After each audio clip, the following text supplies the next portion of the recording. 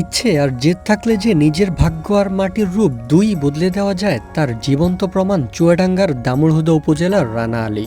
দামুড়হুদার জয়রামপুরের কুমড়োদহ মাঠে এখন থোকায় থোকায় ঝুলছে বিদেশি আঙুর। চোখ জুড়ানো এই দৃশ্য যে কাউকেই এক নিমিষে মুগ্ধ করবে। একদিন ইউটিউবে আঙ্গুর চাষের একটি ভিডিও দেখে রানা আলী সিদ্ধান্ত নেন নতুন কিছু করার।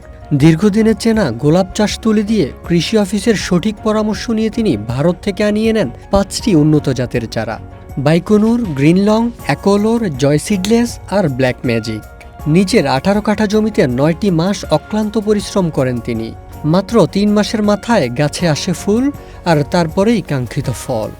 আমার মাথায় চিন্তা আসে যে আমি ফুলের সাথে আমি আরো অন্য কিছু চাষ করব। কি চাষ করি? আমি ভিডিও দেখি যে আঙুর ফলের বাগানের। তখন আমার মাথায় আসে যে আমরা চেষ্টা করলে পরে আমাদের বাংলাদেশের মাটিতে সবই সম্ভব। আমার ভেতরে একটা আগ্রহ আসে যে আমি বাগান করব। আমি চারা সংগ্রহ করি। চারা সংগ্রহ করার পরে আমি এই জমিটা, আমার 18 কাঠা জমি, আমি এই জমিটা আঙুর বাগান করছি। তা আল্লাহর রহমতে আমার বাগানে যথেষ্ট পরিমাণ ফল হয়েছে। আমি বর্তমান 80 মণ ফলের আমার একটা টার্গেট আছে। আর ফল আপনার আমরা দোকানে যেসব ফলগুলা খাই তাছাড়াও অনেক গুণের মিষ্টতা, এবং আমরা খাচ্ছি হচ্ছে একটা ফরমালি মুক্ত আঙুর ফল। যেটা আমরা বিদেশের ফল খাই ওটা হচ্ছে ফরমালি যুক্ত, আর এটা ফরমালি মুক্ত। জমি, চারা, সার আর শ্রমিকের মজুরি মিলিয়ে খরচ হয়েছিল মাত্র 1.5 লাখ টাকা। এই মৌসুমেই তিনি 1.5 লাখ টাকার আঙ্গুর বিক্রি করেছেন। বাজারে 300 টাকা কেজি হলেও রানা আলী দাম রাখছেন মাত্র 200 টাকা, যেন সাধারণ মানুষও এই ফলের স্বাদ নিতে পারে। তবে আসল সফলতা এসেছে চারা বিক্রিতে। ইতোমধ্যেই 5 লাখ টাকা চারা বিক্রি হয়ে গেছে, আর হাতে থাকা বাকি চারা বিক্রি হলে আরও 10 থেকে 12 লাখ টাকা আয় হবে। আমাদের জেলায় বিভিন্ন জাতের আঙ্গুর চাষ হচ্ছে। তার মধ্যে বাইকনুর জাতের চাষ দিয়েই শুরু হয় এখানে আঙ্গুরের আবাদ।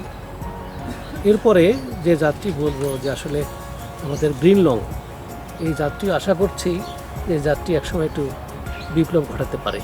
আশা করছি যে ভবিষ্যতে হয়তোবা আমরা এই আঙ্গুর দেশের চাহিদা মিটিয়ে বাইরেও রপ্তানি করতে পারবো। আমাদের এই জেলা যেভাবে আঙ্গুর সম্প্রসারিত হচ্ছে, অনেক জেলায় দেখছি যে তারাও এগিয়ে আসছে।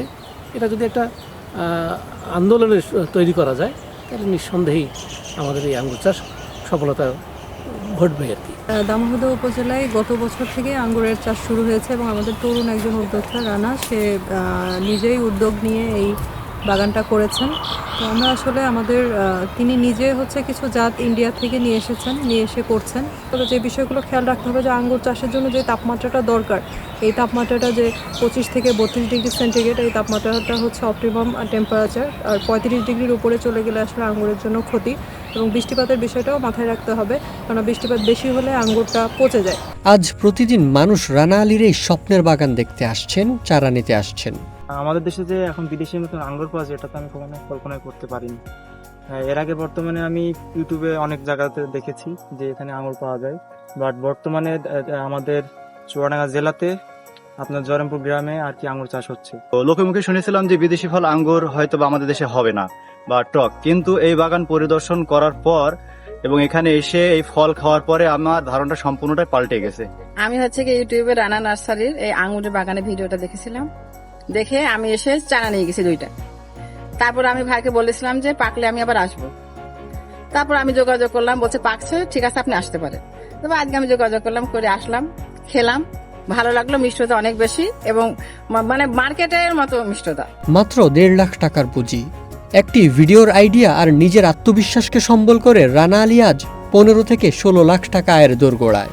আমাদের মাটির উর্বরতা আর মানুষের যে কতটা শক্তিশালী, রানা আলী তারই উজ্জ্বল অনুপ্রেরণা।